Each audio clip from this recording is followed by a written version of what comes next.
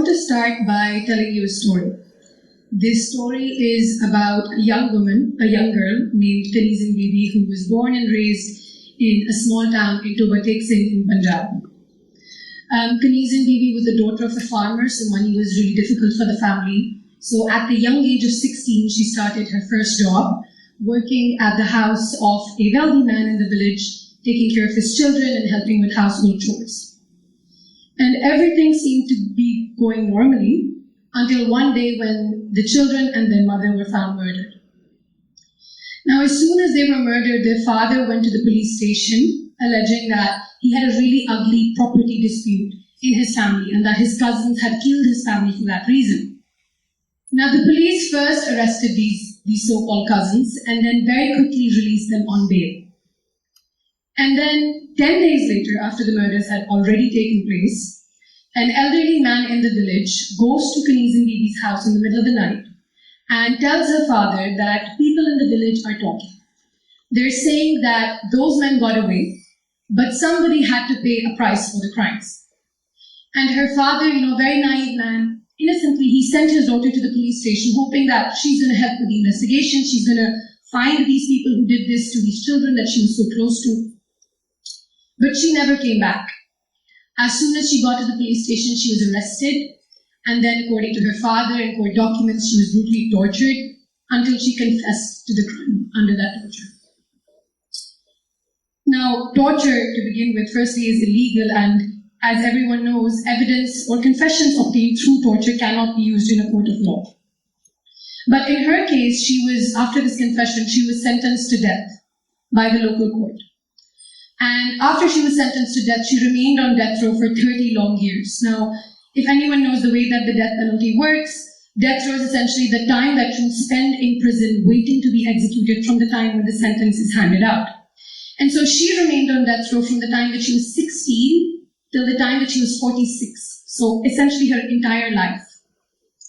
And during this time, when she was on death row, her mental health deteriorated so much. She developed paranoid schizophrenia, she had PTSD from all the trauma, from the torture. And it was so bad that the prison guards who, dealt with so many prisoners like this, they said that they didn't hear her utter a word for 10 years. She couldn't clothe herself or eat her food properly. She essentially couldn't function on a daily basis anymore. And the reason that I'm telling you this story is because of the way that it crossed paths with my own life and the way that it impacted my career trajectory.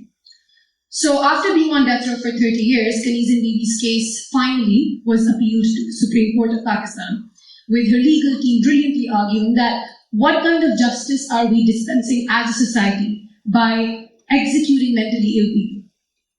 And around the same time when her case came to the Supreme Court, I had recently completed my specialization in human rights law. I had briefly worked with human rights organizations in Europe, and I returned to Pakistan, and I started working as an associate with one of the judges of the Supreme Court who sat on the human rights bench and who also sat on the bench for this particular case. And during this time, I was really fortunate. I had a chance to work on really interesting, high-profile human rights cases. But her case was the one that particularly struck a chord with me. I couldn't understand how are we as a society in this day and age when there's so much conversation about mental health, how are we continuing to hand out death sentences to people who can't comprehend the rationale for the sentence, right? What kind of justice is there in hanging such people to death? And eventually, in 2021, the Supreme Court of Pakistan delivered a landmark ruling in which it stated that, in fact, there is no justice in handing out death sentences to mentally ill people, and they gave out extensive guidelines to the federal and to the provincial governments. After this case wrapped up, I also completed my tenure at the court, and I went on to pursue other opportunities in life. But I knew one thing for sure, that somehow I wanted to continue working on the death penalty. I became so fascinated with it as an idea, as a concept, the way that we view it as a society. And so for the next couple of years up until now, I've been really lucky to be able to work in positions where I've been working on the death penalty, laws around the death penalty, making their application more humane, strategic cases, in a number of countries around the world, mainly in East Africa, but also in South Asia.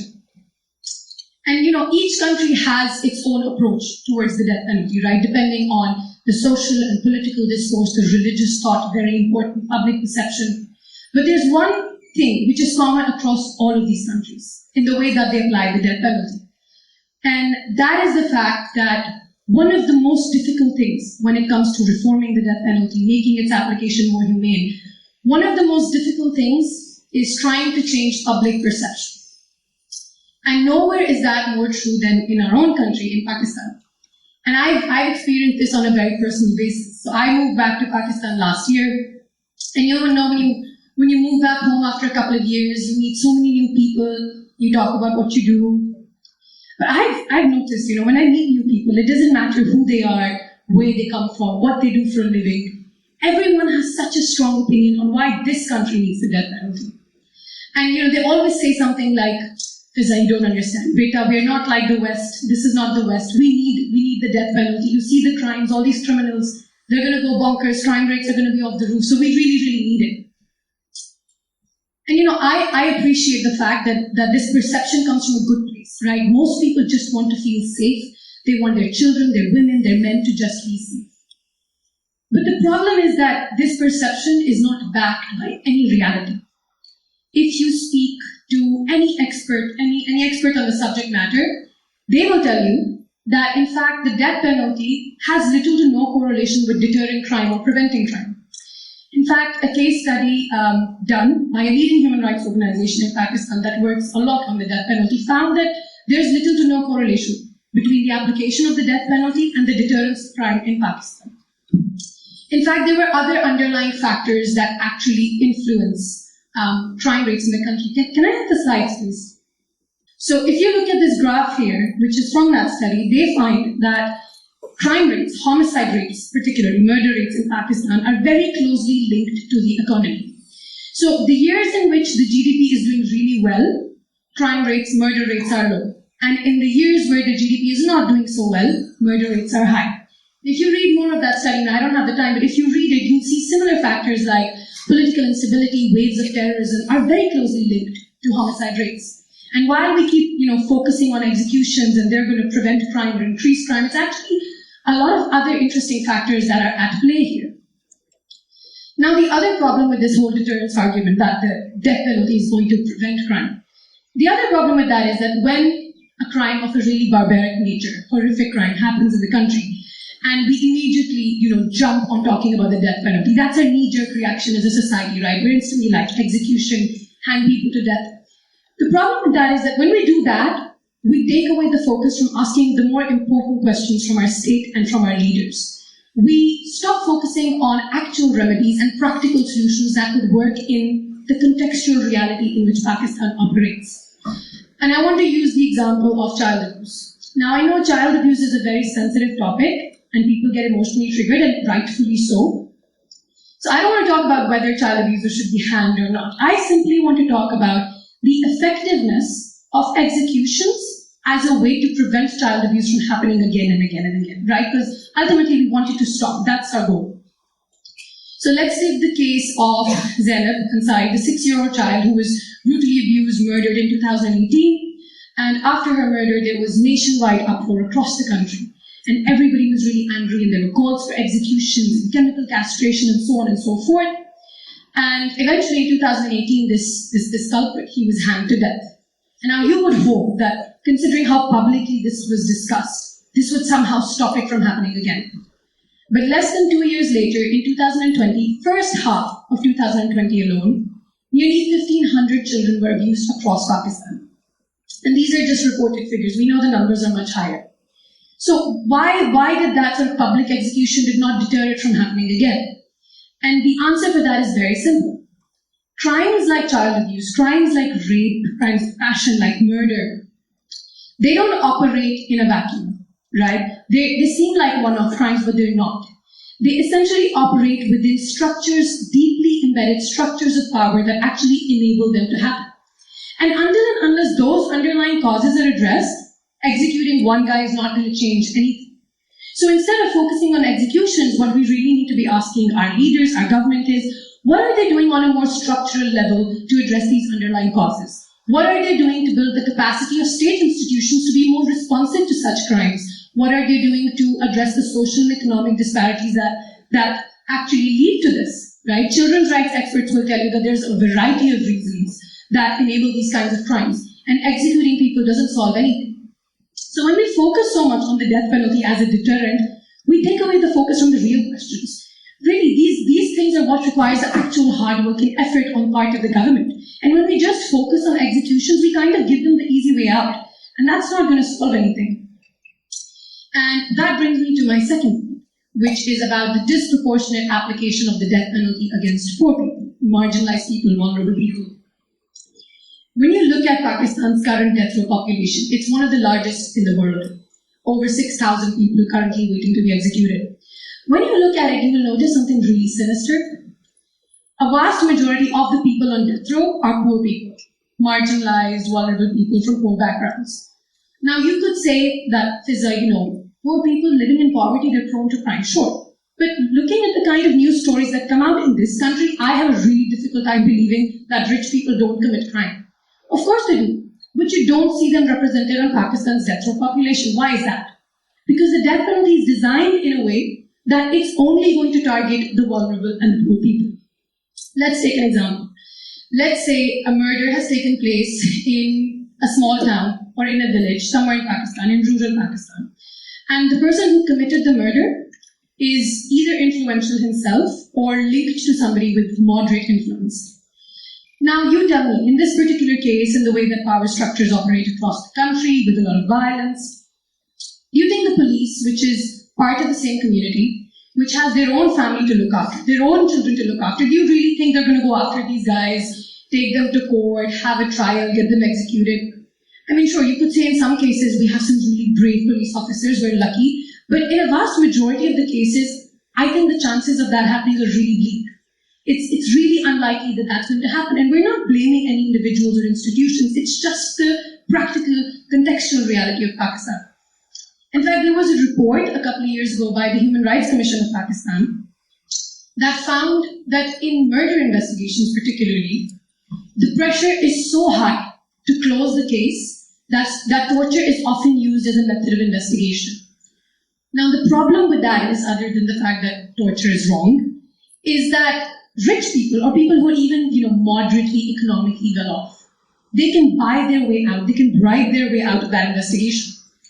And people who are not economically well off either end up confessing to a crime that they've committed, and rightfully so.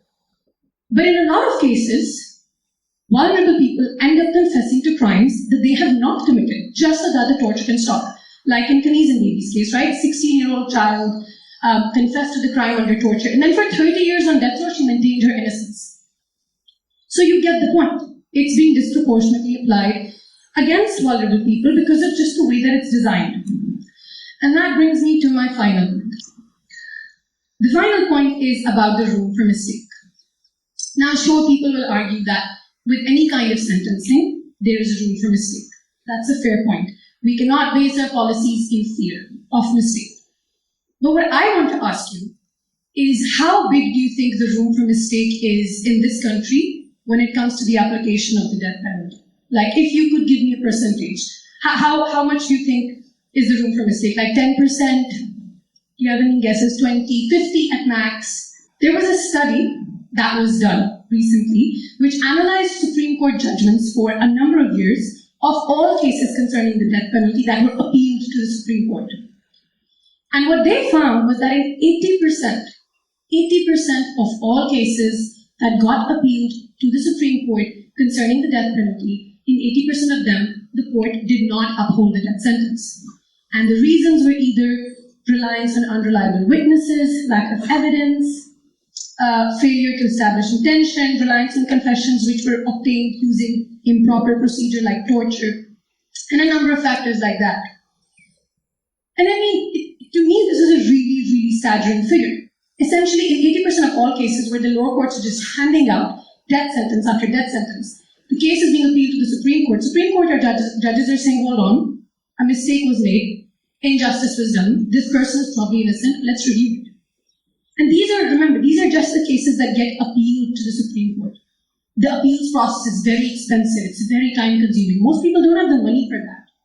So I want you to think, hypothetically, let's say that the current death row population, over 6,000 people, if all of their cases were appealed to the Supreme Court in some la-la land, what do you think would happen?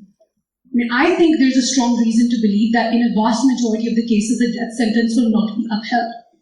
And that is quite worrying.